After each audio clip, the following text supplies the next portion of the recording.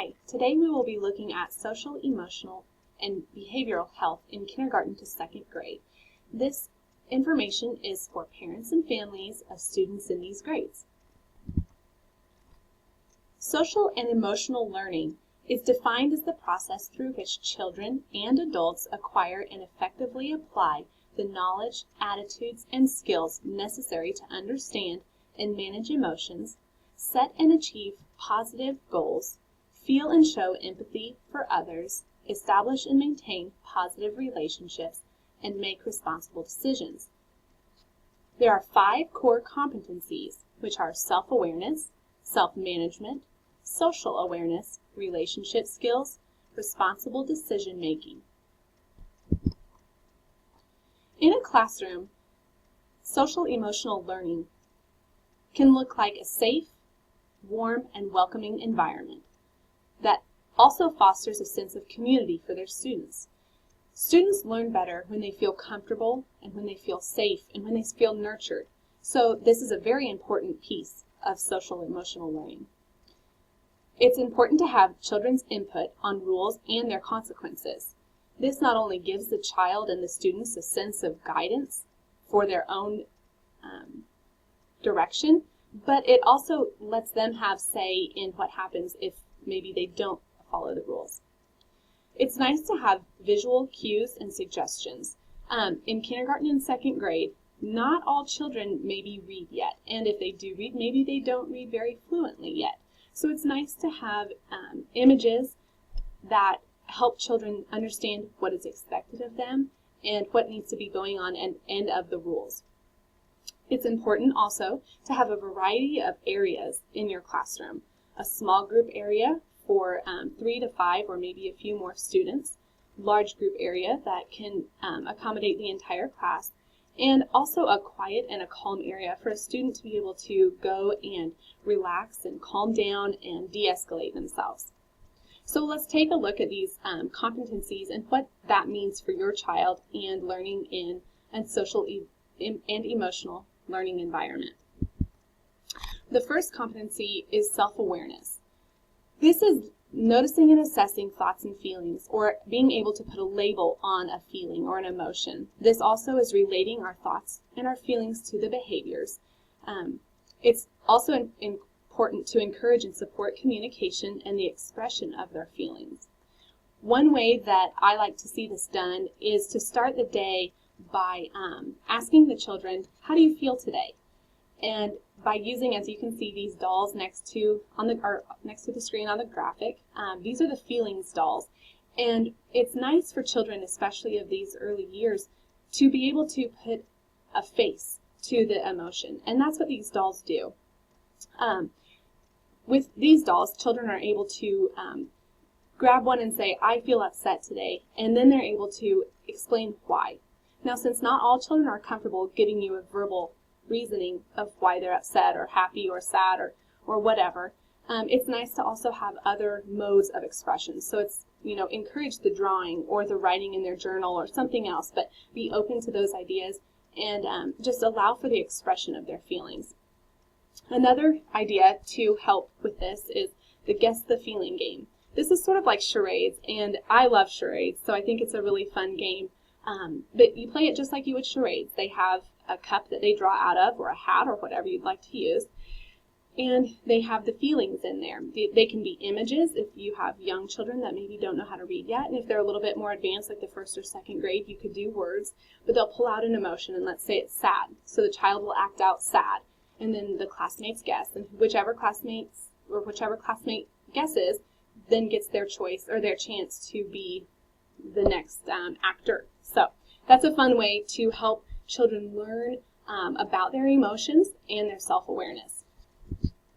Next, we have self-management, which is regulating emotions and their feelings and the actions based off of those feelings and emotions. This includes managing stress, utilizing self-control and self-motivation, as well as setting and achieving goals. One way that I like to see this is with the Give Me 5 intervention. This is a way to sort of help children to calm down, really work their way through their thoughts and their feelings and kind of de-escalate the situation. So the first one is remind myself that it is never okay to hurt others. The second one is to take 3 deep breaths or count to 10. Next, we use words to express our thoughts and our feelings, or what I would like to have happen, rather than actions. Number 4 is ask for help. And number 5 is take time to calm down. Here again is where it comes in so handy to have that space in your classroom that is set up for the quiet time and just that de-escalation. And that's something that we really like to focus on for these kids. And learning to identify their emotions and then manage them is a very important part for this age of children. Next, we have social awareness. Just like with self-awareness, we're learning about something. In this case, we're learning about society and the people around us. This is the views and the perspectives of others. This is also understanding the social and the ethical norms of behavior, as well as having empathy and respect for other diversities and other cultures that are different from the personal culture or culture. One way that this can be helped is, first of all, with adults. This is both at home and at school, but adults need to model the behavior. They need to show respect for one another, acceptance of thoughts and feelings, and a sense of open-mindedness. Modeling the behavior can really show the children, both at school and at home, that it is important to just be accepting. The problem-solving game is a fun game that you can use for the behavior or the problem-solving. With the behavior, there's slips that the teacher puts in there that have scenarios, the possible scenarios on them. And children are then able to draw one out. The teacher can read it, or if they're at the stage that they can read, then they'll read them. And with the behavior, they read the scenario and explain the behavior, or explain what should be the behavior. And with the problem solving, they kind of do the same thing. There's scenarios typed out on the sticks, and you pull a slip out, the teacher reads it, and the student then identifies the problem and provides a way to fix the problem or solve the issue. And this is kind of a neat idea because not only does it give other students an idea of maybe different ways to solve problems or different ways that people would behave, but it also gives them more of an understanding to different cultures and different backgrounds of how people deal with problems and maybe what they would do instead. So next is relationship skills, which is building relationships with diverse individuals and groups. And these are positive relationships. It's important to have clear communication, cooperative working. It's important to teach resolving of conflicts and to seek help when needed. So one way that I like to see this is using TPS, or Think, Pair, Share, with peanut butter and jelly groups, which peanut butter and jelly groups are set up by the teacher, and there's partners of 2, and if it's an odd number in the class, then they can be divided into partners of 3, where you'd have the peanut butter, the jelly, and then the bread. So what they do is when a question is asked or an assignment is given, they think about it individually, and then they partner up or pair up, and then they share it with that partner. So this gives a nice chance to these students to work with people that maybe they wouldn't normally gravitate towards, because the teacher is selecting these partnerships.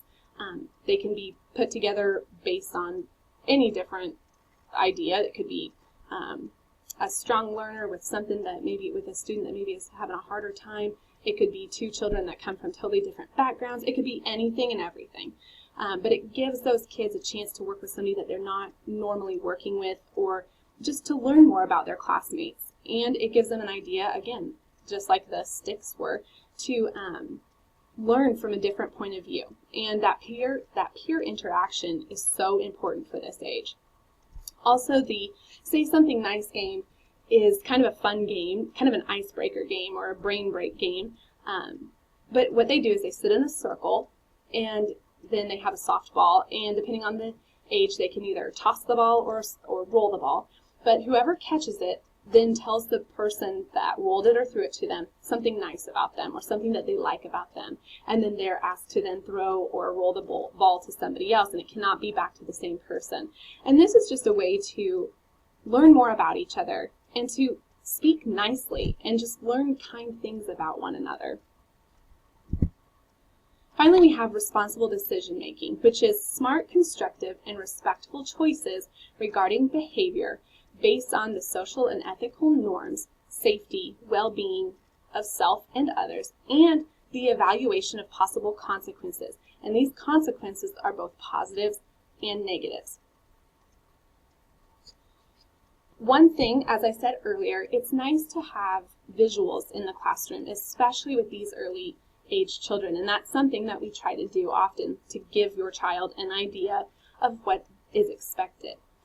So as you can see here, there's the problem-solving wheel asking, what can I do? So when there's an issue, there's different options, because maybe they haven't thought of those things, but there's things like walk away and let it go, wait and cool off, tell them to stop. There's all sorts of different ideas that when they're having a problem, they know they can look over there and say, okay, I could do this.